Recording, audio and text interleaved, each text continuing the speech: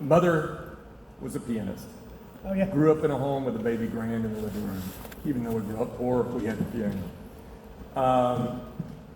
She was even amazed because she grew up in the big band era and loved big band sound and music. Not as much the rock and roll fan, but she grew into it, but was amazed at Keith on keyboards. Can you talk about where, I didn't get the music gene, but just as a connoisseur of music, I was just always amazed, even as a child and all through my years. Can you talk about, did he amaze you the way he amazes Absolutely. us? No, I was a Keith Emerson fan when I was 17 years old. I was in a band called Chris Farlow and the Thunderbirds. Chris Farlow was a soul singer.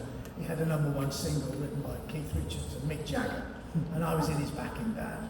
And I used to go to the Marquee every Monday night where Keith Emerson had a residency with the Nice. It was when David O'List, the guitar player, was in the group at that stage. So this is earlier. And I heard about this piano player, a keyboard player. People said you should go and check him out.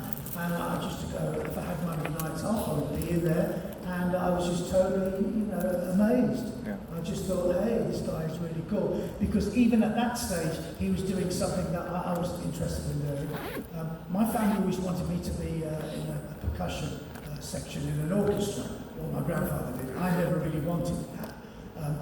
But I like classical music, and I thought there must be a crossover that could be made. And there were some people like Jacques Lussier, the French piano player, was playing Bach. And Keith Emerson was actually doing stuff like this with an L100. Yeah. I thought, wow, that's him, that's very cool. I would like to be part of something like that. Anyway, to cut a long story short, I never met him at that stage, but I was a fan. I used to go and watch him as often as I could. Roll forward about 6 months, and I got a call asking me to, if I would dep for a guy called Mick Fleetwood, who was in a band called Fleetwood Mac. And Fleetwood Mac in those days had Peter Green on guitar. So I said, yes, I could do that. And anyway, John McVie called me, and I said, fine, I can do it, I'll do that.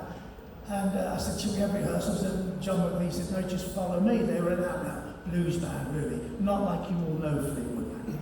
And I went along, and it was somewhere like Goldstein's University or something, some university in the centre of London. I can't remember the exact name. And top of the bill was the Nice. And Fleetwood Mac were underneath, and we were playing first. I think someone before us. And then Keith went on and played, and I said hello to him, and he said hello. He wasn't too chatty. And that was it, really. And he remembered, because I think when Tony Stratton-Smith, his manager, mentioned me, he said, oh yeah, I do recall that name. He was on a bill and he played with Fleetwood Mac for one night. Keith was a bit worried because he thought that's all I could do. But, it wasn't the case, of course. He was just sensational. I'll tell you what he was good at. I'll tell you what he was really cool at. And I only know this because I listened to Earl Garner. I listened to Count Basie play. I listened to Dave Brubeck. I listened to a lot of piano players. And if you said to Keith, could you play something like Oscar Peterson? He would play you like, not like a theme. He'd play you part of a solo. I'd say it's note for note. Sounded right to me. I would recognise the style. And if you said Dave Brubeck, he would play something. He'd play it. And he had this unbelievable musical vocabulary and so much to draw from.